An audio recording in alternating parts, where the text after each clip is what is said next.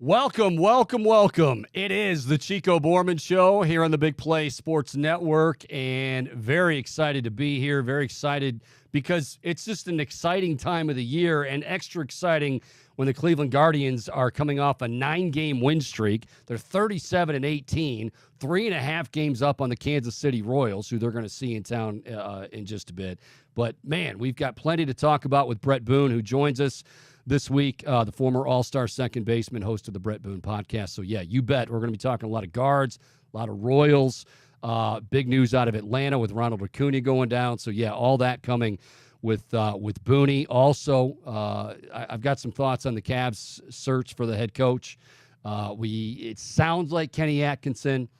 You're hearing Stotts. You even heard Jeff Van Gundy, which, by the way, these broadcasts, nothing against who's doing them, but I'm telling you, ESPN really screwed up when they got rid of Van Gundy and Jackson. I mean, they're just entertainment. They're like Charles Barkley. Like, you tune into Charles not only to laugh, but because he's going to give you the truth. Same with Van Gundy and Mark Jackson. But no, I don't think Van Gundy's going to be a realistic candidate, but his name has been thrown out there. We'll talk about the Cavs before we're out of here. Well, real quick, I've got to ask you, so as some people know, I live in Cleveland Heights, and I live basically not far from Case Western, kind of in between Case Western and John Carroll, but more closer to Case Western. So obviously you have students, the school year. So the school year just ended, right? And even, whatever, throughout the school year. But the school year ends, and what happens is, if you're moving out, I remember when I moved out of college apartments, like, you didn't want too much garbage to just haul around. So, like, oftentimes good stuff you would just throw out, like, just get it out of there. So what happens is these kids, adults, I should say, when they're clearing out, and they're getting ready for their next venture, they're putting all their stuff on the curb, which is fine. That's what you do. Hey, there's a coffee table. There's a lamp there. I come down my street this morning, and there are two people. It's a narrow street. There are two people, one on the right, one on the left. They've got their hazards on, and you'd think they're at, like, Furniture Warehouse. Like, they're just going up and down, like, inspecting the furniture and what's on the front lawn. I have no problem with people who do that. Hey, if you can get a bargain, fine. But, folks, you can't park. I need that space. That's where I park. And I need to get through, and traffic needs to pick a different time to do your shopping. I mean, I'm not trying to be the Grinch here and get off my lawn bone, but, I mean, they're looking at these dressers like, Those damn scavengers. Wow, I'm like, yeah, could you do this at another time, or at the very least get your car off the road with the hazards on? Emergency? No, we're just furniture shopping. Come on, man. All right. Anyway, I feel that because I'm very happy today. I'm in a good mood, but I had to get that out. When we come back, Bret Boone, Guardians on fire. So much to get to. Boonie is next on the Chico Bormann Show right here on the Big Play Sports Network.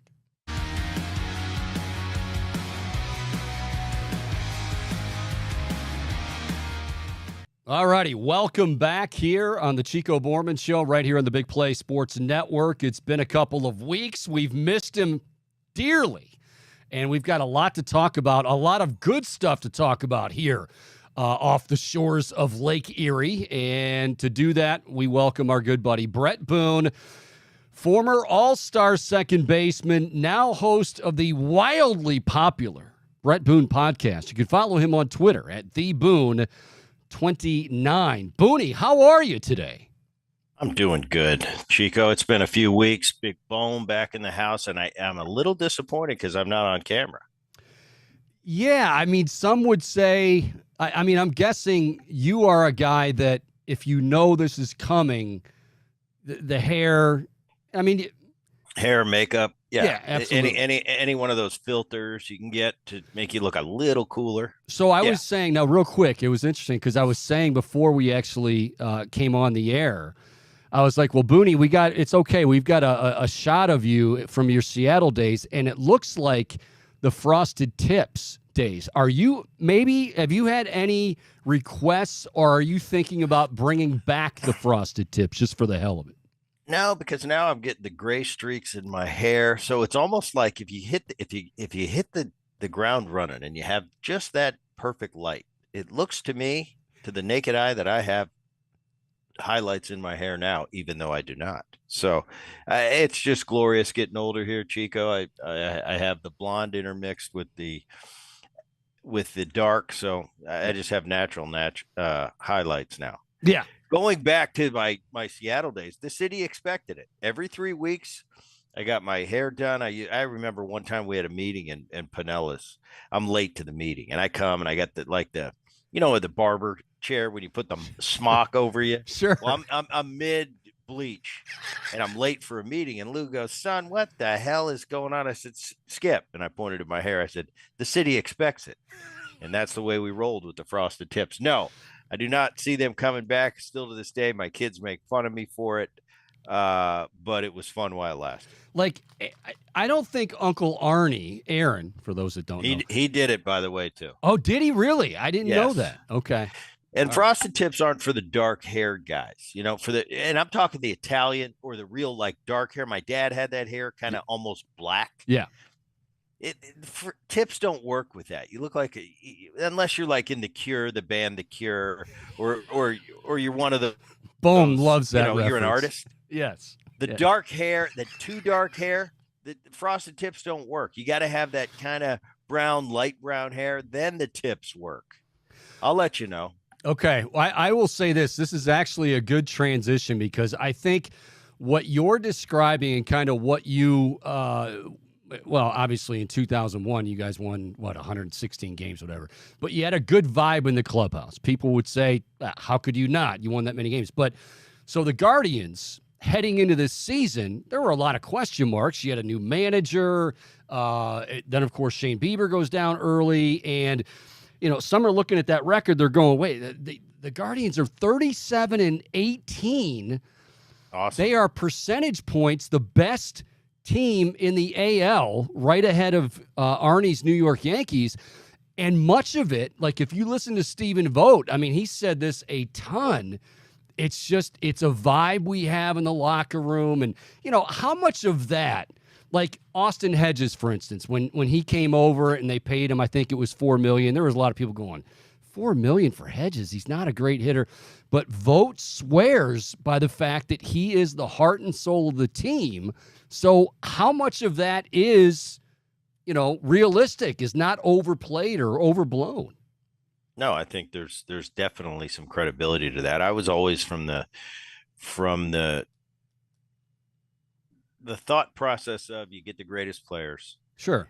And you beat the hell out of your opponent. That's what I thought until 2001.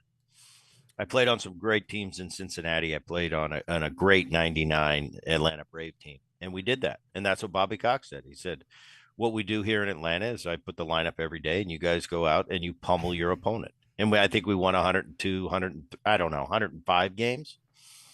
And it was true. So I poo-pooed the oh yeah, they've got really good karma in the clubhouse. I said, you get the best players and you beat lesser players. That changed in 2001 for me. And it's nothing about our talent level. We had all stars, we had gold glovers, we had batting champs. We had a Hall of Famer on that team. We were great. We were a great team talent-wise. But to say we were the greatest all time in the history of baseball, I think that's a stretch. But 116 wins says for that 162 schedule, we are the greatest of all time. And a lot of that had to do with the camaraderie in that clubhouse, the karma, or not the karma, that's the wrong word. Sorry. Just a good vibe, karma. like you said. Karma. Just a vibe, like you said. We walk into the clubhouse and man, we just had characters in that clubhouse. And I'd walk in and Cameron was a guy that really helped on that team. He was a guy that when I feel like turning myself off for a day, I'd kick it to Cameron and Cameron would run it. And we just had so many good guys. We had the John Oleroods and the Dan Wilsons who are the straight arrow guys, but man, they fit on that team so well. They were a different personality. You had David Bell, was our third baseman. Ichiro came over for the first time. It was just, I can't explain it. I've never been on a team before that, and I never was on a team after that, where so many people got along.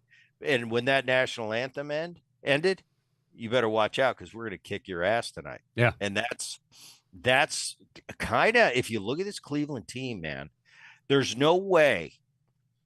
I look at their record, 37-18. They just won, what, 9 out of 10? 9 in a row. 13 out of 15.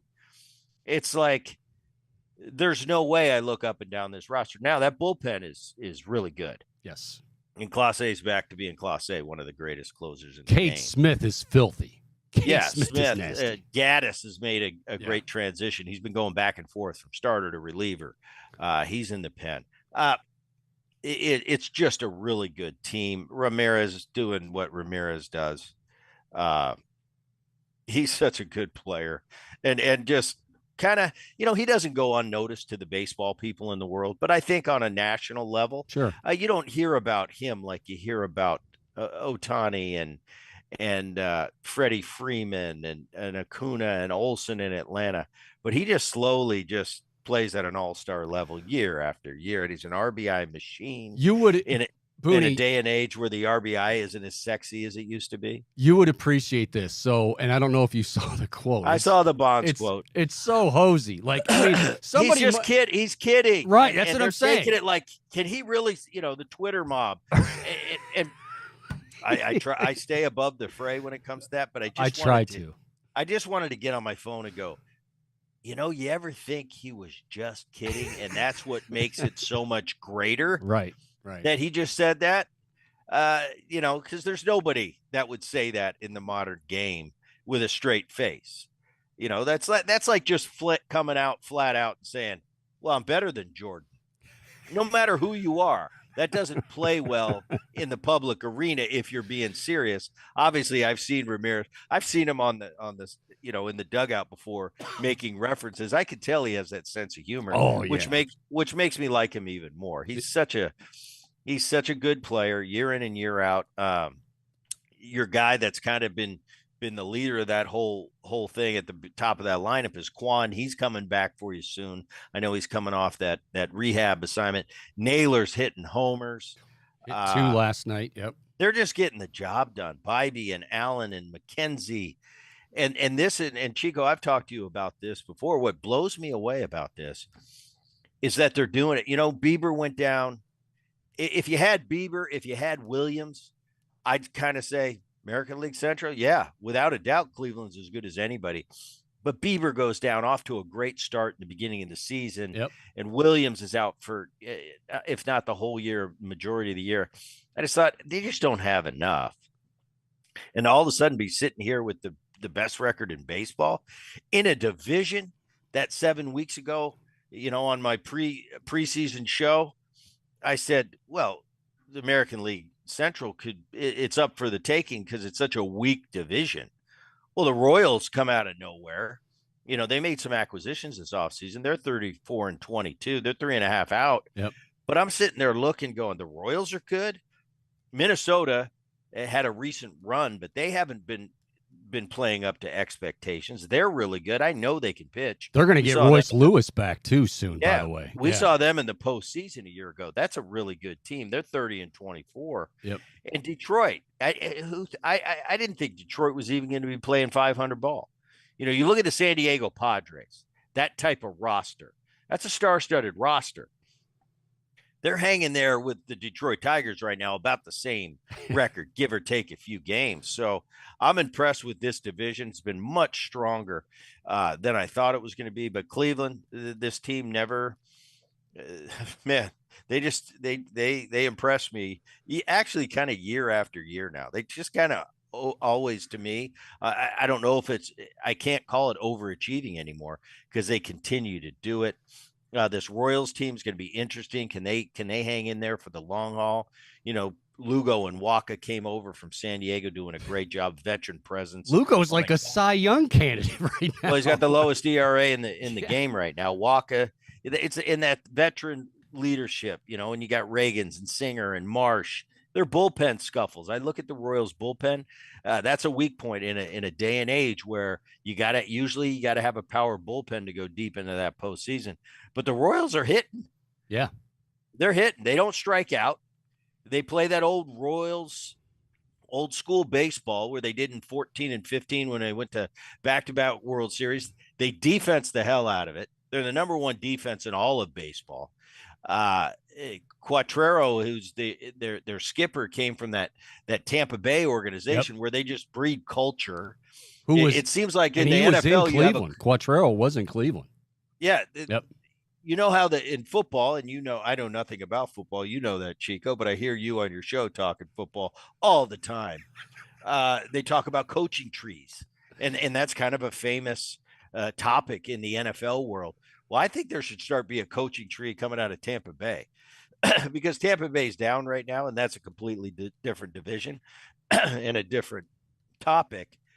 But year in and year out, what they do out of Tampa Bay with the consistent low budget that they go into it with, and the amount of talent on the staff side that comes from Tampa Bay, I think there should they should open a conversation about that on the MLB side with Tampa Bay being kind of the godfather of all that. Well, it's funny because from an executive standpoint, not just coaching standpoint, Cleveland, I mean, you look all around baseball. As far as front offices, I mean, Minnesota's with, Falvey and, you've got I mentioned Quintero who was in Cleveland, all these guys, Cleveland kind of, they've, and this is where, look, they don't spend a lot of money and it does drive all of us crazy. We wish they would, but they're going to do things the right way, seemingly, with that front office because there is consistency, and there's always something to be said for consistency and stability. And you've got to get lucky too. With all that said, you've watched a little bit of the Guardians. You've certainly watched a little bit of the Royals. Certainly we have as well. Which of those two teams do you think presents a more sustainable argument moving forward? Maybe not. I mean, look, Cleveland's not going to continue to win 66% of their games and chase down the 2001 Mariners. But, who in your mind between those two squads is a more sustainable group? Cleveland for me. And it comes down to that bullpen that Cleveland has. Yep. And Clase at the end, it's just, you can't replace that. It's kind of Duran-ish for the Minnesota Twins, who's just, once you get to them, in my generation, it's kind of Trevor time. It's Enter Sandman for Mariano. It's just, when you have a guy like that at the end of the game, it's almost like as an opposing player, and believe me, I didn't lack confidence, but when Hell's Bells started playing or Enter Sandman started playing in New York, the writing's kind of on the wall. And when you have that, that's a huge weapon. Cleveland has that over the Royals. Bobby Witt Jr., Salvatore Perez, man, he's borderline. He's Hall of Fame catcher for me. I mean, these guys are electric players. Starting rotation's been phenomenal for them. They just don't have that bullpen that Cleveland has. So I give the edge to Cleveland at this stage in the game.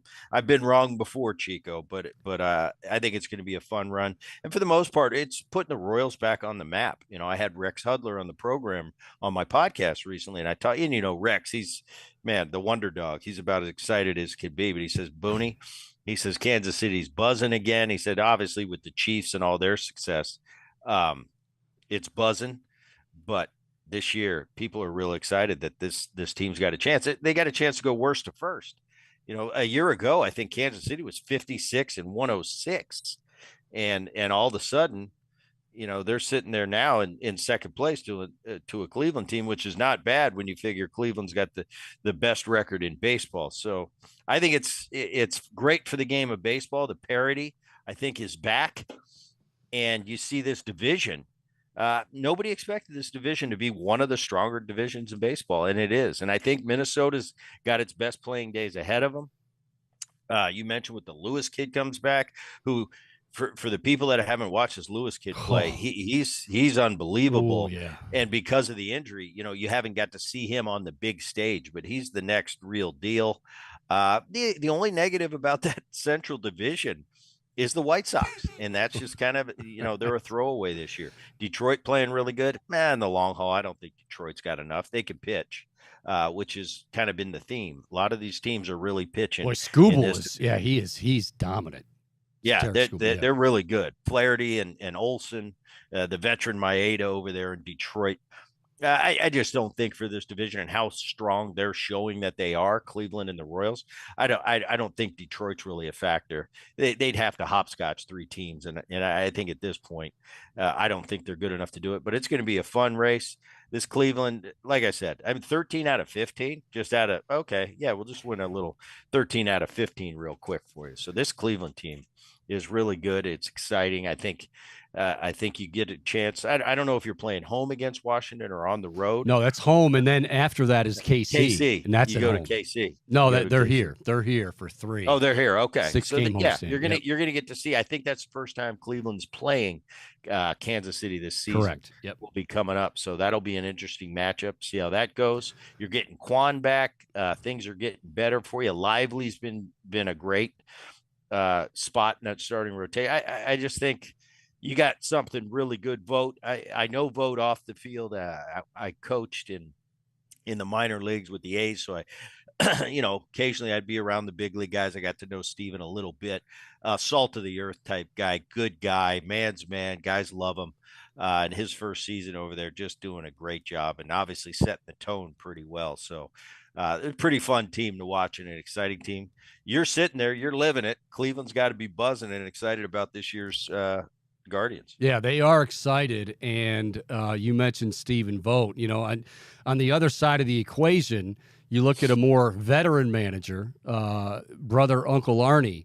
Now, Boonie, is it possible, because the Yankees are playing great ball, is it possible that Arnie went from forgetting all he knew his whole life has been baseball, that he forgot all he knew last year and then just all of a sudden remembered it? Or is it, wow, some of these guys are not only staying healthy, but clearly you added Juan Soto, Aaron Judge, Giancarlo Stanton is staying healthy. You got bounce back from Nestor Cortez and Carlos Rodon. So which one is it? Did Uncle Arnie just all of a sudden remember, that's what I need to do to manage a business? Yeah, well, he didn't remember. He's always stunk at it. And this offseason, I brought him down to Southern California. I had a little course, and I taught him how to manage.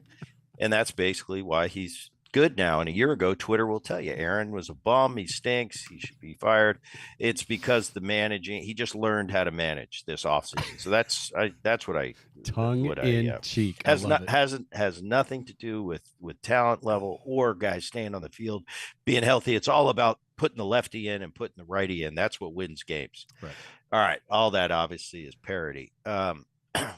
I look at this Yankee team, and I'm just as impressed with them as I am with the Guardians. I thought, and obviously I have a soft spot, and I'm always pulling for Aaron to win. I looked at this team on paper, and I thought, well, I know Aaron Judge. I knew Soto was going to come over and be positive, the atmosphere that he was going into in a walk year. Aaron Judge, to me, is the most dynamic offensive player in the game, hands down. He's number 1 for me. I'll take a healthy Judge over any offensive player in baseball. I think he's just that good. He's the only guy capable of hitting 65 homers and hitting 320.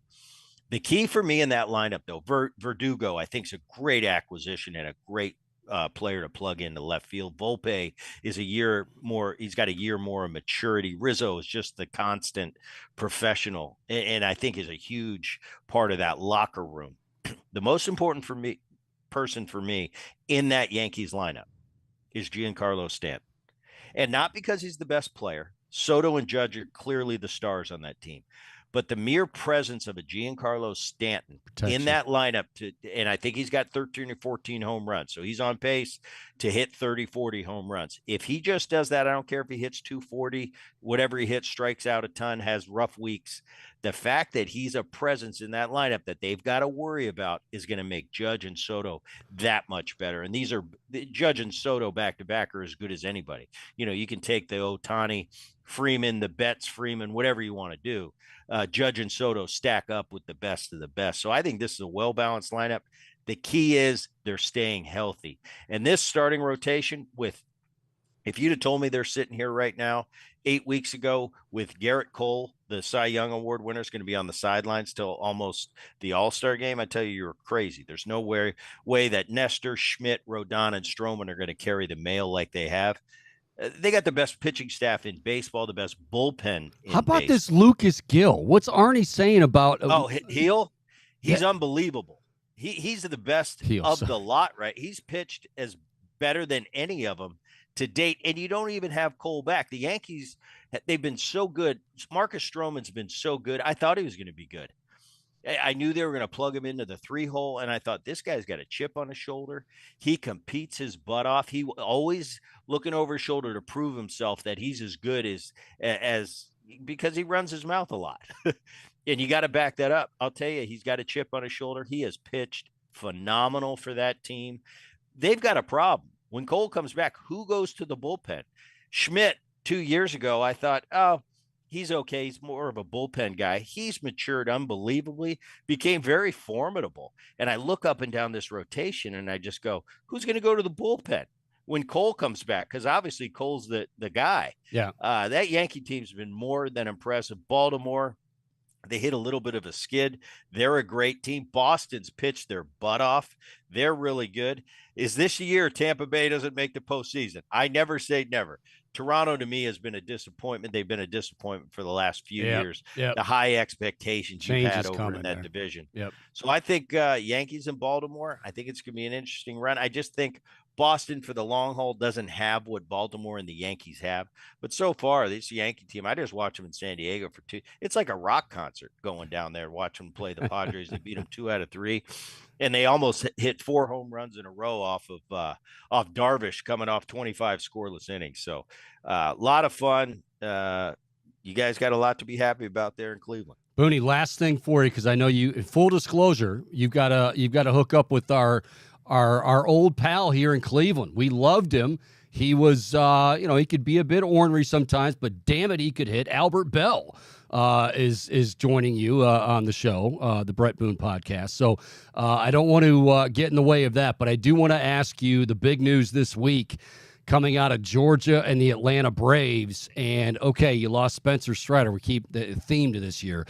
Top aces being gone. You lose Spencer Strider, but, man, that lineup is so formidable, and they'll figure it out. And then now you lose Ronald Acuna. Now, by no stretch of the imagination am I saying, like, they still don't have firepower in that lineup when you're talking about Olsen and Ozuna and Riley if he can get on track. But do you think that is just going to be too much for the Atlanta Braves to overcome as far as getting in the postseason? Acuna was off to a very slow start. Yeah. Our MVP a year ago. You still got Albies. I think Riley's going to come along. Olsen's going to be Olsen. He's going to hit 40 home runs. Ozuna's been the huge key. You know, if he wasn't a DH, he's the MVP so far. Fried, Sale's been unbelievable coming from. He has. You know, and I didn't expect that. Lopez has been great. Max Fried's unbelievable. He's Randy Johnson when he's on. Morton is that 37-year-old guy that's just really done it at a high level for 10 years. Only problem in that division, I don't worry about the Braves. They'll get to the postseason. They got some of the best pitching in baseball, and that offense is still, although Acuna out, yeah, that's a big blow. It's still very formidable. But the problem is that Phillies team. That Phillies team to me, maybe the best team in baseball. Wheeler, Nola, Suarez, top 3, as good as anybody. Yep. And that's just it for me, not to interrupt you, but like Aaron Nola, you and I talked about him last year. I had questions. Is Aaron Nola, they kept him. We didn't know if they would keep him and pay him, and they did. So he's been great. And then Ranger Suarez is like 8 or 9 game winner. So it's that to me, you knew they were going to hit with those guys in that lineup. But man, to have those 2 guys complement Zach Wheeler has been incredible. Unbelievable. Suarez, I think we saw it in the postseason. Yeah, that's true. A little peek into how good he could be, but to keep it up, Nola has been the big surprise for me. I wouldn't have signed him back, and all of a sudden he's pitching like a bulldog at the top of that rotation with Wheeler. I think you've added Bohm as becoming a star player to add to a star-studded lineup already. Obviously, Harper and Turner and Real Moto is one of the best catchers in baseball. Kyle Schwarber is going to hit you 40. Now you're adding Bohm playing at a high level. I think he's struggled a little bit recently, but that third baseman over there, they've got stars all over the field on the offensive side. Bohms tend to struggle, but they usually try to they usually get themselves off the mat. Some of the Bohms that we know. Yeah. All right, listen. Please tell Albert, he won't know who we are, but please tell Albert that Chico in Cleveland. We still he's still one of those guys, part of those rock stars of the '90s that can really do no wrong. So please tell Albert hello. Obviously, he's coming up on the podcast. Anything else you want to plug on the show? Because I know you've been. I think we got Bo Jackson coming up, and we've got come on, help me, UFC. Dana White. That's right, Dana White. You Bo are coming up. Rex Hudler, who's always a lot of fun, will be out Friday with a breakdown of these Kansas City Royals. And today, in about 2 hours, Chico, Albert Bell will be live on the Odyssey app or wherever you get your podcast. Let me just say this real quick. You have to ask Bo Jackson about Jeff Pearlman called him out, and he wrote a book about him. And Bo Jackson came out recently and said that one day, like, his wife had just had a baby, I think, and so he decided to get tossed out of a game, and so he could, go home early and spend. And Pearlman's like, I've never heard that story. That's BS. So you have to present that. That is in the news recently. You have to present that to the great man. That's an awesome get too, Bo Jackson. You don't mess around, Boonie. You don't mess around. I don't mess around. All right. Got to go, boys. Thanks. Sorry I didn't have my video. We'll see you in a couple weeks. Keep up the great work. Thanks, Boonie. All right. Later. There he is, Bret Boone. We love him. Getting some Bohm run there. Got to like the Bohm run there, Bohm. Shout out to Bohm. Your cousin, Alec. We think he's your cousin. All right, we'll take a break. We come back. Few thoughts as we close out the show on these Guardians. A couple things in particular I want to touch on. Also an update where the Cavs at with this head coaching search, all of that and much more when we come back. When you come back, the Chico Bormann Show right here on the Big Play Sports Network.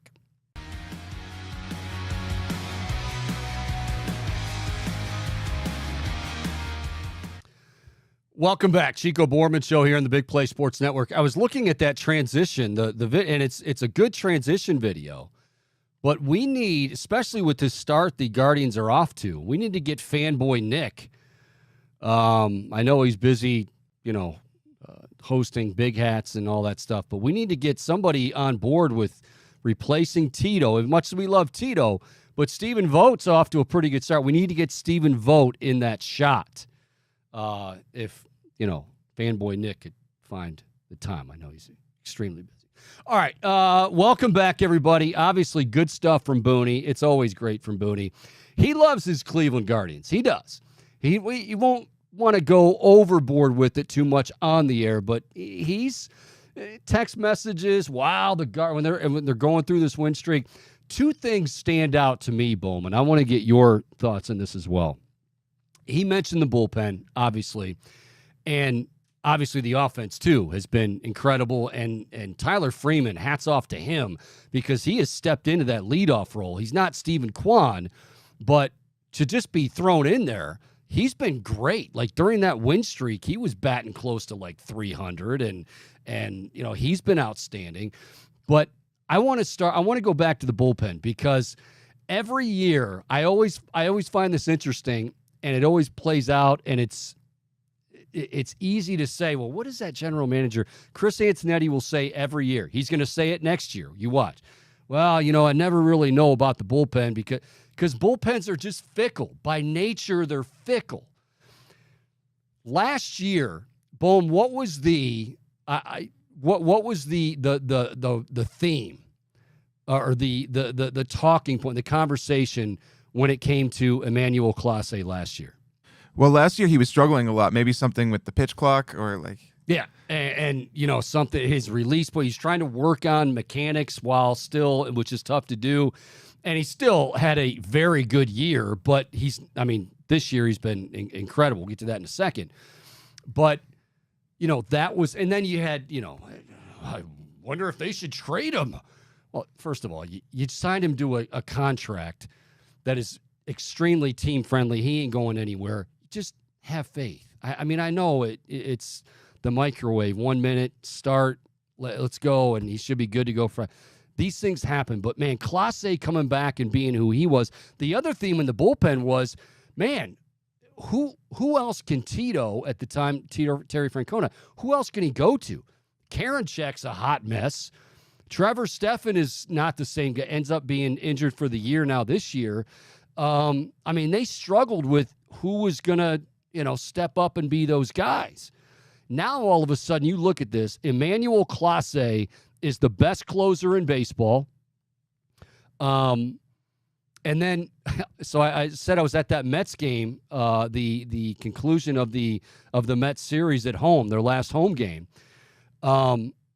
Cade Smith, who has been filthy setting up or in long, I mean, they just, whatever role it is, I don't even want to label them other than Clase being their stopper, their closer.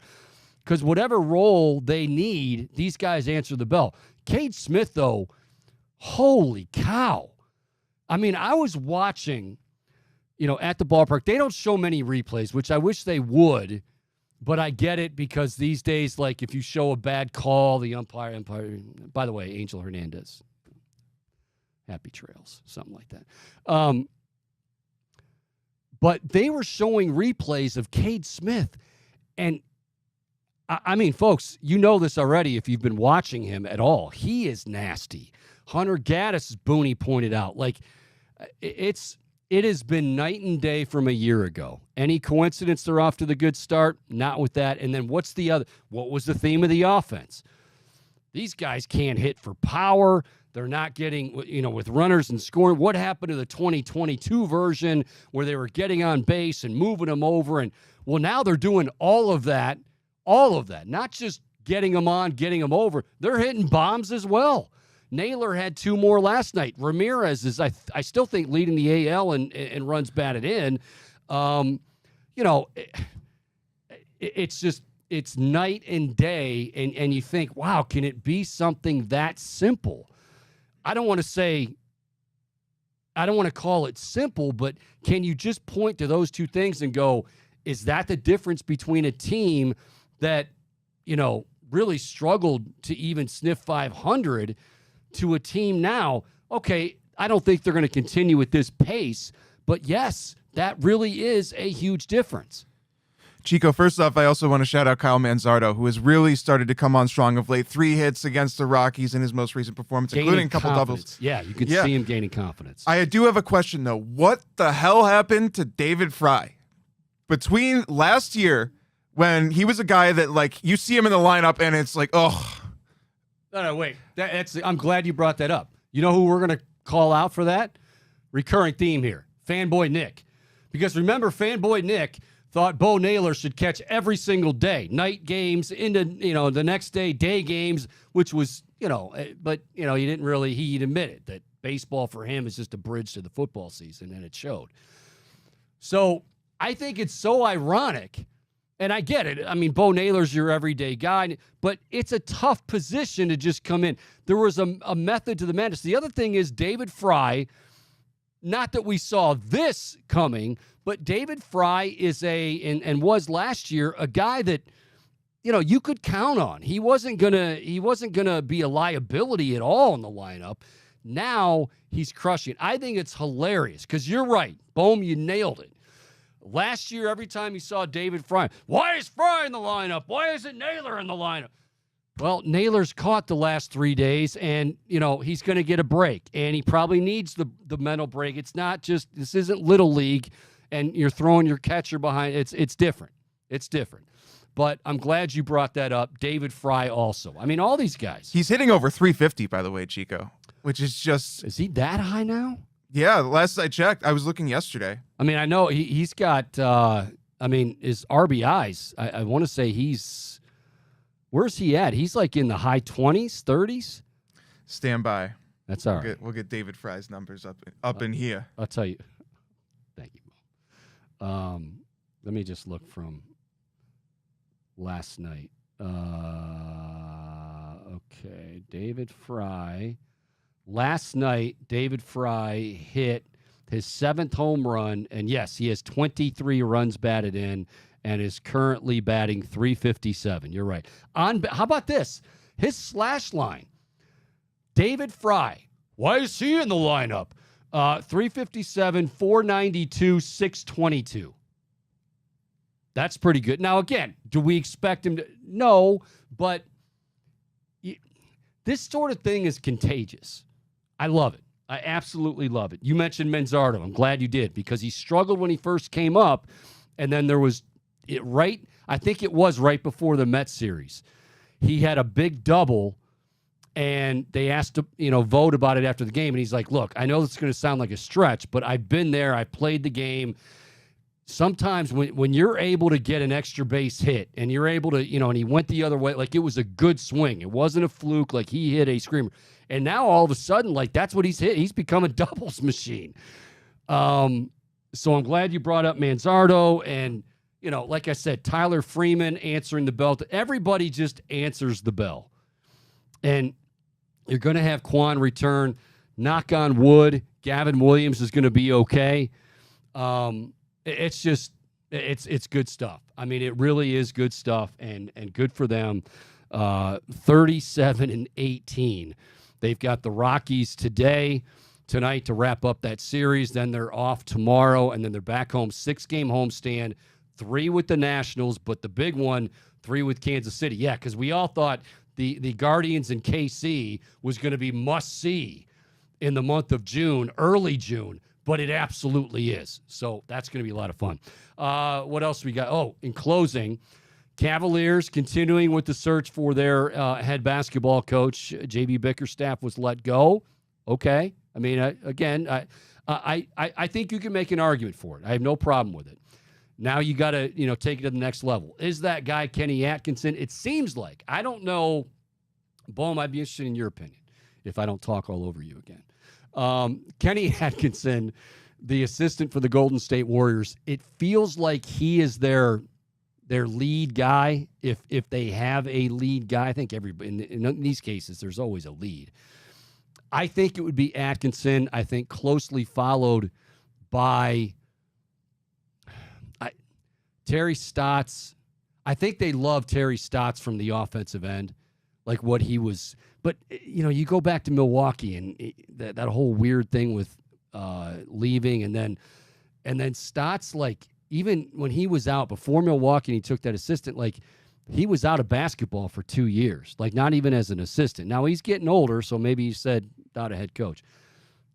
It feels like it's going to be Atkinson. Now, Mitch Lawrence brought up an interesting point in that maybe he was sort of being groomed to be the successor to Steve Kerr in Golden State. Which I thought was an interesting point, and maybe there's some loyalty there. But you have to think that Cleveland, and I was thinking about this yesterday, the Cavaliers, to me, and I may be biased, but the Cavaliers have the most appealing opening for an incoming You're coach. Dead on. You are biased, but you're dead on right with this. Go ahead. I mean, a lot of it, maybe not even a lot of it, like even whatever happens to Donovan Mitchell. Like, if Donovan were to leave, that means that you're probably bringing in a bunch of resources, a king's ransom of draft picks and whatnot. But if he stays, which we saw the recent Shams report where it sounds like Donovan's leaning towards staying in Cleveland. Who knows how much stock to put in that? But anyways, it has to be an appealing job because they are on the up and up regardless of how you spin it. The Lakers, I don't know. You want to deal with that headache? Oh, the major market, Los Angeles, Hollywood. But no, I think that Cleveland has to be the most appealing option right now. Think about the Lakers, okay? And I know other than it's the Lakers, and other than, I get, and the fact that there's only so many head coaching jobs, because I know J.J. Redick, but you're right. Bohm, you're on fire today, Bohm. Not only is Alec Bohm on fire in Philadelphia, Michael Bohm, cousin, is on fire here at Big Play. But the L.A. Lakers, what is so appealing about that? Other than it's just L.A. You don't know what's going to happen with LeBron in a couple of years. AD, I mean, you're going to be – is he going to stay healthy? You've got obviously push and pull from the front office. Bronny, that thing, like, are you forced to play Bronny? What do you make of Bronny, by the way, only working out for 2 teams despite receiving interest from like reportedly 10? Here's what I'll say. I'm glad you asked me this question. Because I feel like I have to preface what I'm going to say with this. And that is, I think, much like his father, people do not give enough credit for how they handle themselves and how they, I mean, like, okay, you can get upset with him being a diva, LeBron Sr. at times and all, but dude, that guy's represented himself, his family, Akron, wherever he's been, very, very well. Bronny Jr., imagine being in his, like that, my gosh, the expectations, but you know what? Good kid, works hard. He's just not his dad, which is why Kendrick Perkins, and God bless Kendrick Perkins, because at ESPN, like, you can't say these things unless you're Kendrick Perkins. They were talking about Bronny and the draft, and they're talking about the combine, and Perk finally had enough. Like, you could see it building. Kendrick Perkins always looks like he's upset, like he's never really happy about much. That's okay. One of the reasons I like him. And they went to him and he goes, all right, I'm just going to say it. I don't care. He goes, in my 5 years at ESPN, we have never talked about a possible second round draft choice, if not undrafted guy. And they, of course, obviously, Kendrick, it's LeBron James. Okay, I don't care about that. Like, I know it's a thing. I know it's real, and it's not a matter of disrespecting LeBron. But, my God, the guy averaged 5 points a game. He's got a great vertical. This is the NBA. This is the NBA. Like, I mean, and who could live up to LeBron? Nobody. I mean, the guy scored more points than anybody in NBA history. You can debate, best GOAT, but that's it. But God, all of this. But I mean, yeah, as far as the Lakers go, is that in play? Then if you're the head coach, I mean, J.J. Redick is boys with LeBron, but at the same time, if I'm J.J. Redick's got a pretty cushy job, and he's good at his job. He's going to have opportunities. You're right, Bohm. You are absolutely 100% bullseye. The Lakers are not a desirable job whatsoever. Not at all. Okay, great stuff. Browns continue OTAs. I like the idea of now maybe the players' union. They might want to scrap it and have a longer, basically change the calendar. But here's the thing: with owners, you only have 32. With players, you've got a lot more than 32. Trying to get them all on the same page on this sort of thing. It'll be interesting to follow. Also interesting to follow Deshaun Watson. We're going to be able to see, I think, a lot of videos now coming up, which means he obviously is starting to look good. But we'll keep our eyes on that. For Bret Boone, we appreciate his time as always. Michael Bohm, cousin of Red Hot Alec Bohm in the Philadelphia Phillies. I'm Mike Chico Bormann. No relation to anybody. And even if I was, nobody would actually agree to that or admit that. I'm Mike Chico Bormann. We got much more coming your way next week. Maybe the Cavs have a new head coach. Maybe the Guardians are on another huge win streak. God only knows. It's been fun. I'm Mike Chico Bormann for the Big Play Sports Network.